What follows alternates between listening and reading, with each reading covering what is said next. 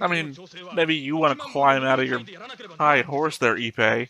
Sorry, I just realized Ippei also rides a horse. That was a joke that was not working in my head. These are the people doing all the hard work around here, and you're giving them a hard time.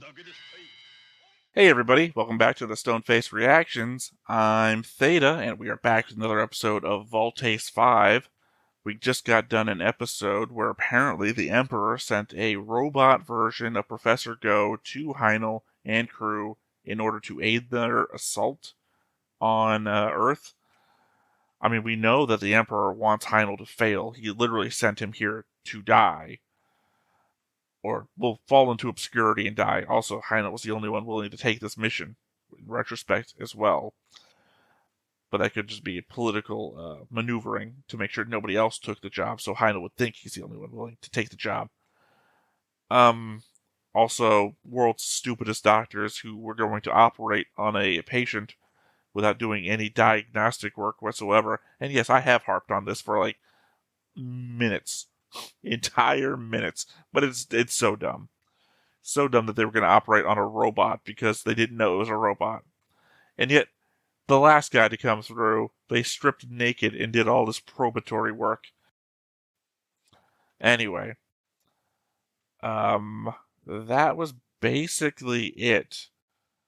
I know Heinel is upset at the end of the episode because he's trying to figure out why the Emperor would make a fool of him, but we already know from previous episodes the Emperor wants him dead. I think that's why I've stated that like 5 times already.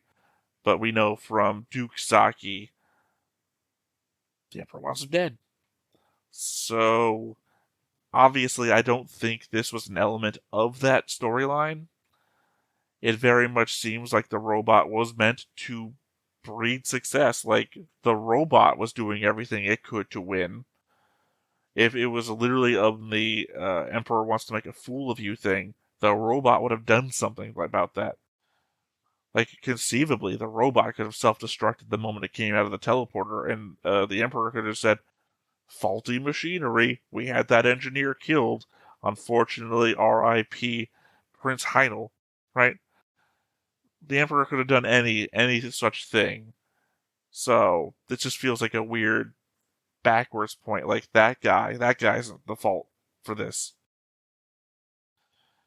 Either way, I think we should just go ahead and hop into the episode, see what this next thing gives us, because the next time on last time seemed like it was more of a human element involved, even though it seemed as though we had new Bosanian, sorry, I'm still trying to get the other word in my head now, Bosanian invasion saucers that we didn't see before. Let's go ahead and hop on into it. But before we get started, make sure that you hit the like button, hit that subscribe button, comment down below to feed that algorithm. On top of all that, if you want to watch more shows like this, unfiltered, uncensored, and uncut, as well as some early access stuff, you can check it out over on the Patreon.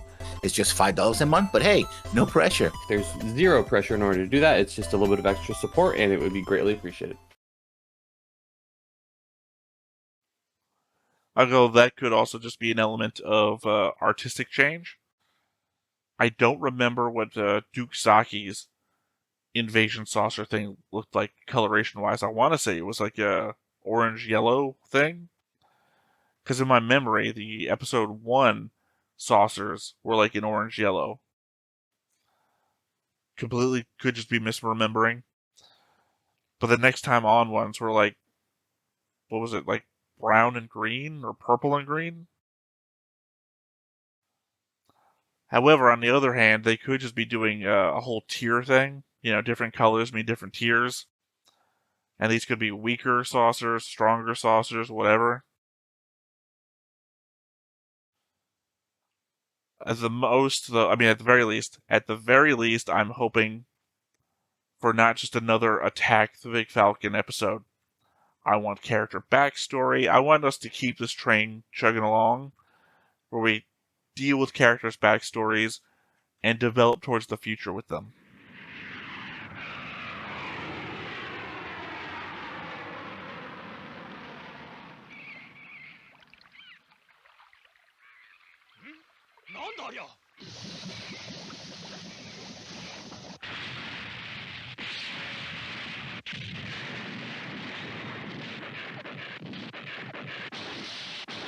I've said this in so many shows.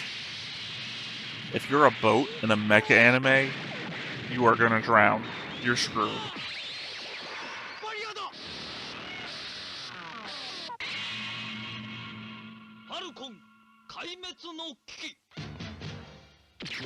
Well, either the title is a lie, or we're just gonna lose everything as the show goes on.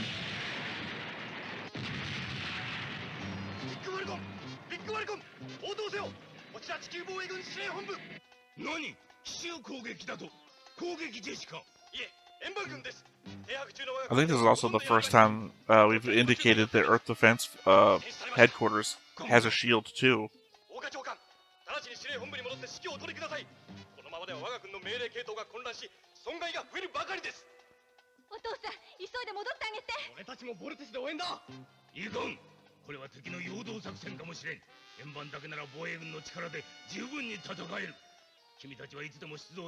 Also, what do you mean we might lose people without somebody in command? Do you not have a ranking officer in charge when he's not there?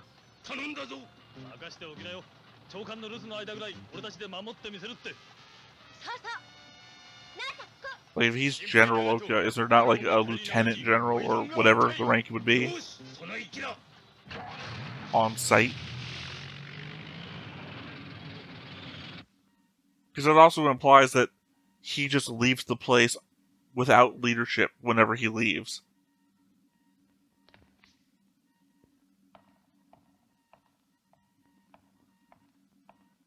Kenichi? お父さんのこと考えてるんでしょ？まさか岡司令がどうやって敵に対抗するか考えていたのさ。嘘。顔にはそんなこと書いてないわ。敵が本部を攻めたことからお父さんのことを思い出していったんでしょ？敵の手の中で生きているお父さんはどうしているかって。I will say Megumi is the smartest one amongst the team. 今は何も考えないことよ、ケンイチ。めぐみに会っちゃかなわないな。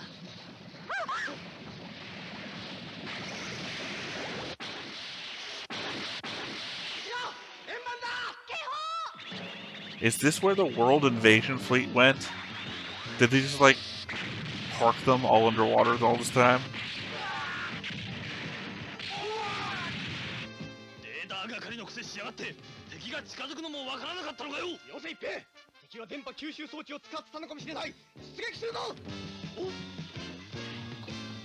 Don't blame the face. I mean the nameless background NPC.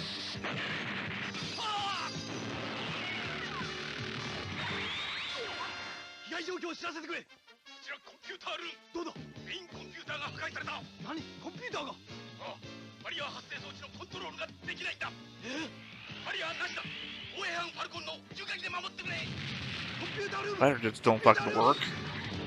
We saw that a couple episodes back, in fact.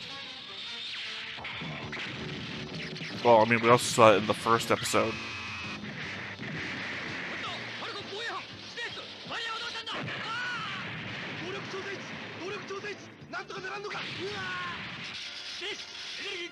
No, legit, we are just watching Big Falcon be destroyed.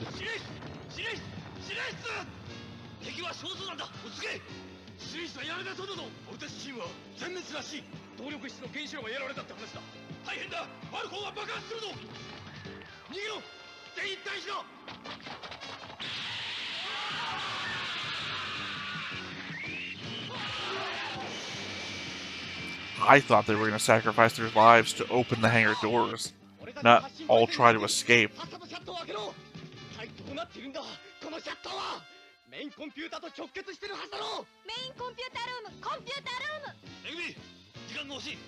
Well, she's the one talking in English. Ippei is the one from America.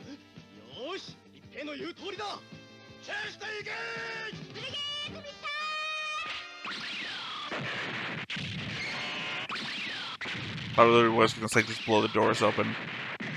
We already saw this a long time ago in 1979 Gundam.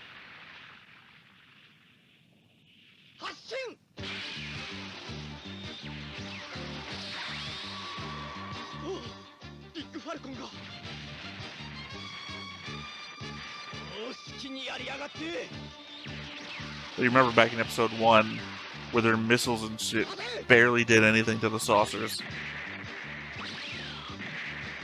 Oh, there we go.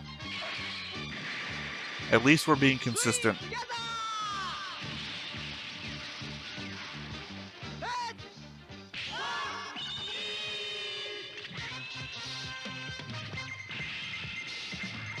Well, as is always the case, if the music plays, then typically we are going to be successful with the transformation. They only pulled a record scratch on us once.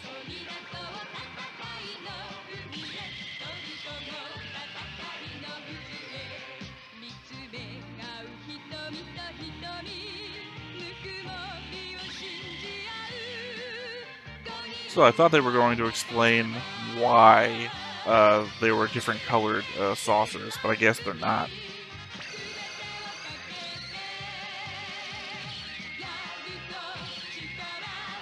Because maybe these saucers are part of the Earth invasion.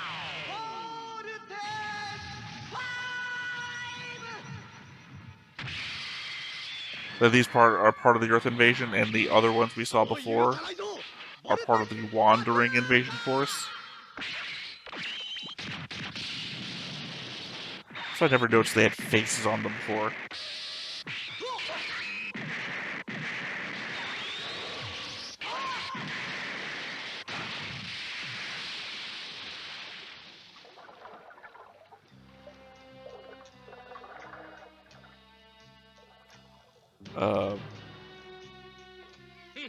That's right, they were all hiding underwater. Never mind, it makes sense.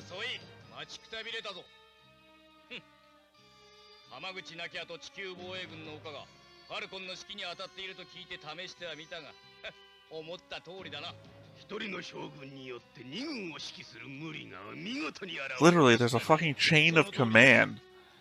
Are we disregarding the chain of command?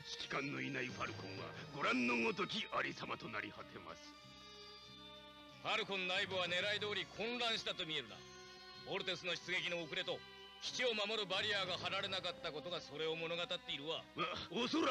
guess this explains the old man in the preview.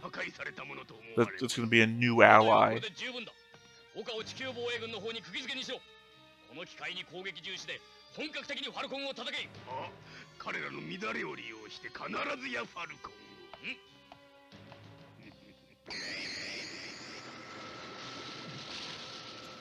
Honestly, you'd think Big Falcon was already destroyed. Wait, what? Are we repairing it in the middle? No, what?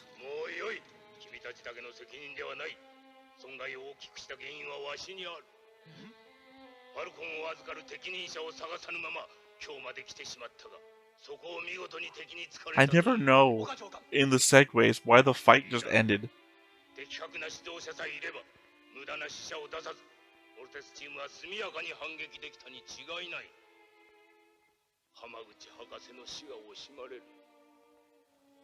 Because it seemed to me like that was the element, or the time rather, where they would have launched a beast machine to cement their victory, or attack it with a skull ship. But we just segued into the next part of the show, where the fight's over.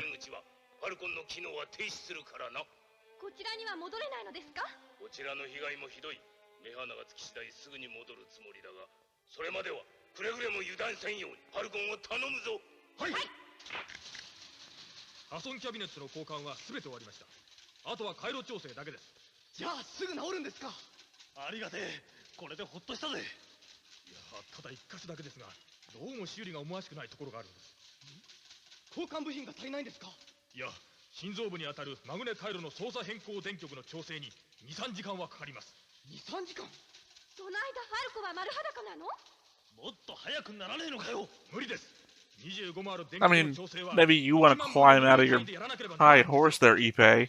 Sorry, I just realized Ippei also rides a horse. That was a joke that was not working in my head. These are the people doing all the hard work around here, and you're giving them a hard time.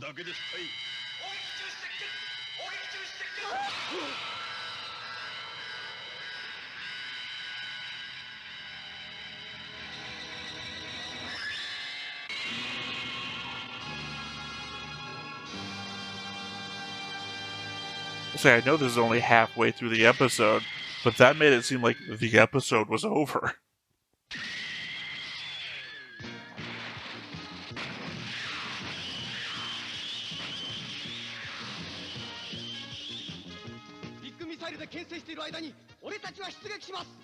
The big missile. At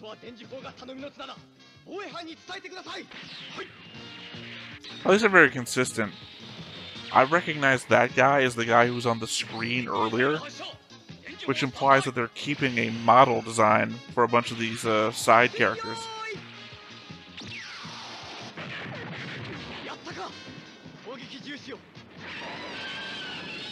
With what? You hit it with a missile, the missile doesn't seem to have worked. If it's a fire it's worried about, it came from underwater to go back underwater.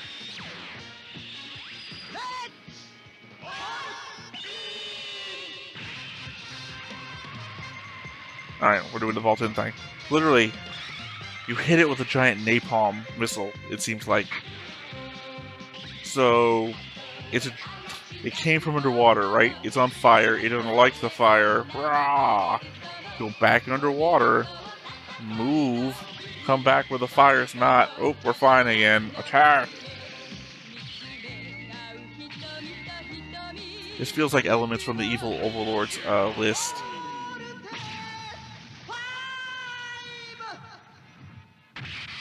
You know, if a small child can think of a way out of your plan, think of a new plan.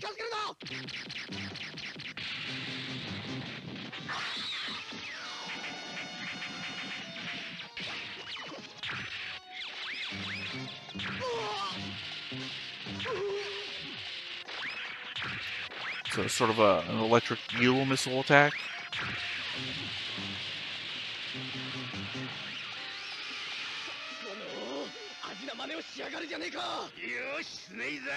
They really elaborated a lot, or not elaborated, they really allocated a lot of time for Kenichi to curse in these episodes.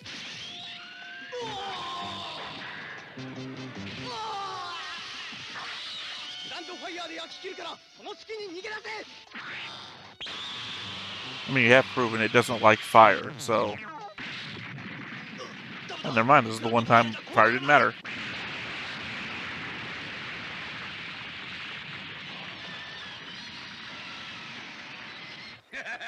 Sorry, like in the background, Big Falcon looks perfectly fine, despite everything we did to it.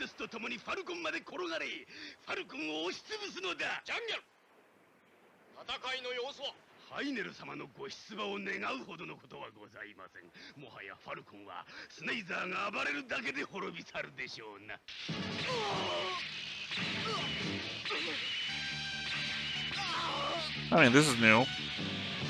It's essentially a beast machine with a mouth so big it could eat the Voltace 5. Oh, there we go. That's the consistent damage. The hangar bay doors are all destroyed.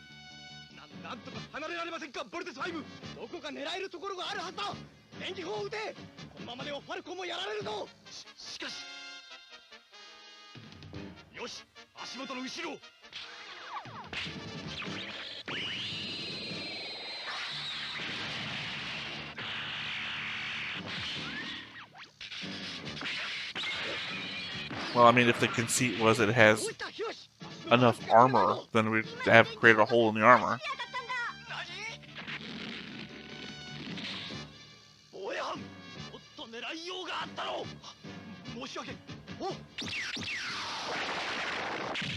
Well, that guy's dead. And to address something that Phil Fisher said in the chat, the cursing is mostly just in the subtitles, but there are times that some of his words are rude in Japanese voice. This is different. I don't know. There's a difference between cursing and rude, right? There's rude language, and then there's cursing, which is a level above rude language.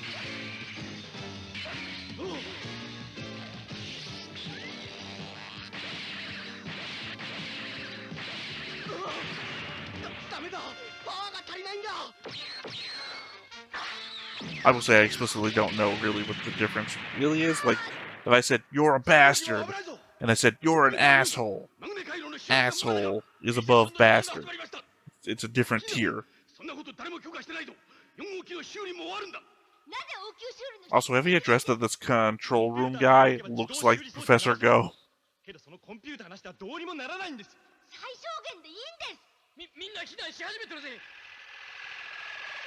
You know, Hiyoshi, you are kind of an expert in technical stuff. You could be helping.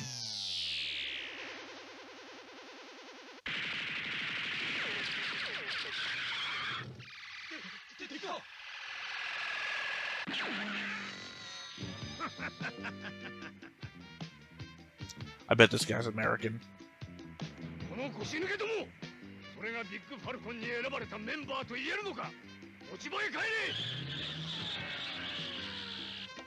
Literally flew in on a drone with guns. Seems American to me.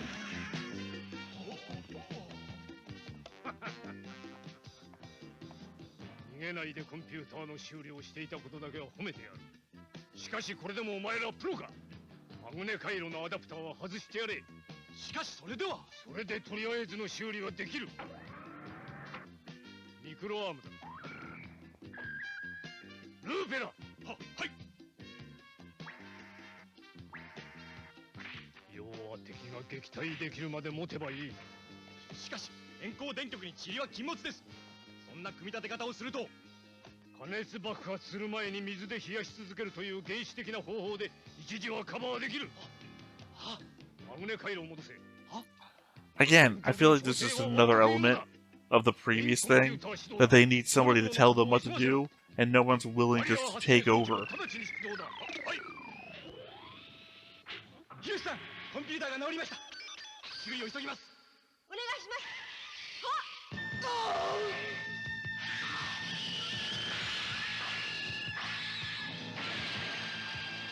I wonder if the top half can use the Sword of Heaven by itself.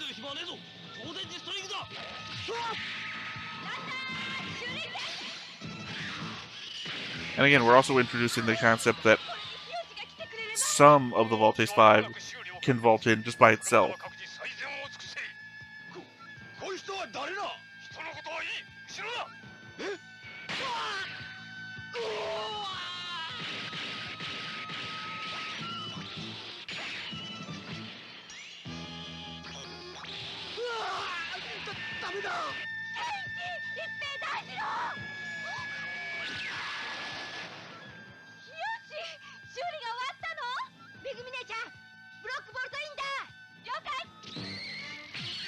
I mean, technically, we've already established that vaulting in can also pull all the pieces together.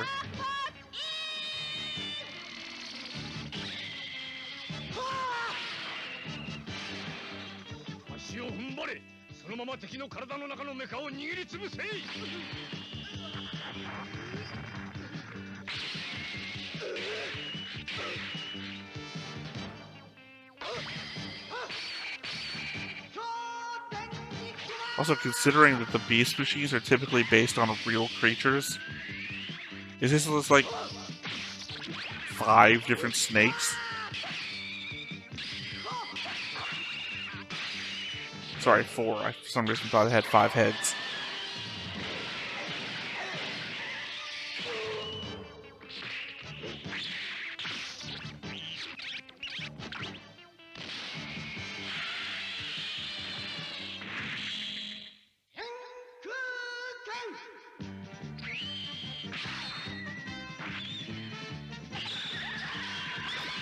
I'm guessing it's just going to decapitate them, because the V-shaped cut doesn't really have any use here.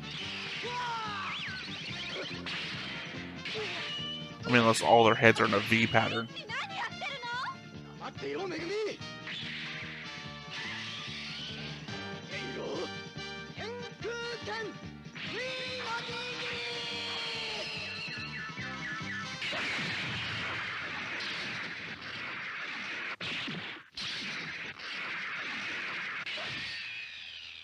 Sometimes I feel like they just go out of their way to make the V thing work.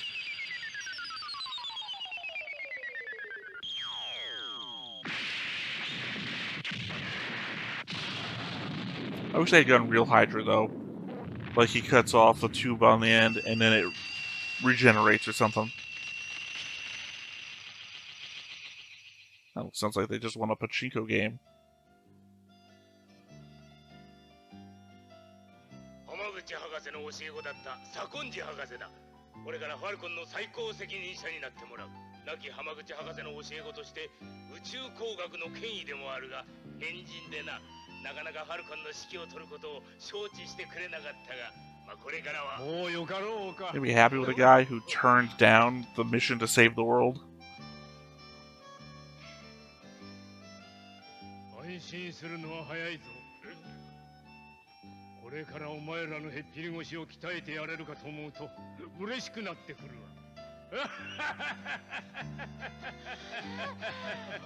Yeah, I don't know if this is a good thing. It seems like a bad thing. We stole a year of their life away from them to train already.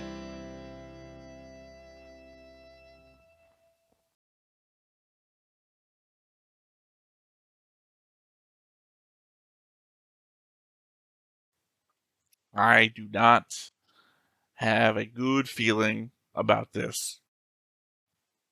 But then again, there's a certain amount of characterization that I really don't like about the main characters, especially recently. Like, granted, they did not portray the base crew as very good, and they all tried to bail immediately. Like, the first attack, a bunch of them just tried to run out, and then they got blasted. And then the other ones all tried to drive out, and the new leader had to shoot them back in to going back. But, like, Kenichi, consistently an asshole. And then indicating, you need to work harder, you need to get this done faster. I don't know, I feel like the implication that they're trying to push is that the base crew is all a bunch of slack idiots. Because they needed the other guy to come in to tell them how to do their job right anyway. ボルテスチームに過酷な訓練を命じる左近次博士の狙いは何か。戦いの最中、ジャンギャルが知ったボルテス5の弱点と重視ダイザルスの攻撃が開始される。次回ボルテス5、愛も涙もフリステロにご期待ください。 Okay. I think I see where this is going. It looks like it's going to be he's going to be like a slave driver, working them too hard, so that they're going to have, like, burnout. But it also looks like he's, like, giving them new abilities and weapons. Like, it looks like the Voltes 5 doesn't have to form up together in order to do superpowered attacks. Like, whatever that drill tornado thing is they're doing there. So that's something, I guess. I don't know if it's going to be worth it, though, for the burnout. I mean, I'm only guessing at the burnout. It seems like they're unhappy. But, I mean, that also seems like that's the storyline that they're going to be pushing forwards on. See, I guess the thing is that Hamaguchi was kind of like a father figure. I mean, he was Ippei's grandfather, but, I mean, he's like a father figure where, you know, I know that this guy's having this problem, so I'm not going to talk to him about it, because I'm still kind of awkward in that respect, but I'm going to bring in the solution to his problem. You know? He was friendly, good-natured old man, but he was also in the same boat as General Oka of being, like, weirdly super, responsible. I don't know. I think I'm coming at this from a foreign, viewpoint that doesn't befit the characters' archetypes. So perhaps I can't really speak to that. It's what it feels like to me. But if you're in the era and these are the heroic archetypes that you're used to seeing, that maybe it makes more sense there. Yeah, that's really all I can speak to it. And I guess this is how we choose to introduce this guy, is that he's going to show up, whip everybody into shape, and then he's as smart as Hamaguchi, so he can fix things that look to be unfixable in the current time. So, I see what they're doing. I also didn't appreciate the General Oka thing. General Oka, you need to get back. If you're not here, nobody can lead the place. It's like, well, what about the guy who should be in charge of the place when I'm not there? They seem to completely disregard the fact that, like, there's second in commands. There's a whole hierarchy of people in charge and responsible for things when the person who's overtly in charge is not there. And again, the biggest problem I had, the Boaznians are winning. They're winning. The base is being destroyed. People are being killed. Then we have essentially a commercial cut. And the fight's over. We're rebuilding the base. We got everybody in line. It's like, what happened? I know we saw the Voltes 5 whipping the saucers in the air, and it was winning against them. But we couldn't show that victory. So, yeah, had a problem with that, too. That said, though, I think that's really all I have about this episode.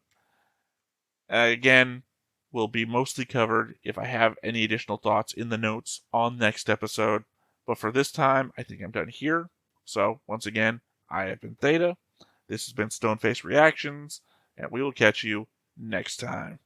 Bye-bye. Hey everybody, thanks for watching another Stoneface Reactions. If you have an idea of another video we could go ahead and watch, go ahead and put it in the comments down below and we'll add it to the wheel. Be sure to like, comment, and subscribe, and let us know what you thought about this video and what parts you liked. And until then, we'll see you next time. Is this too goofy?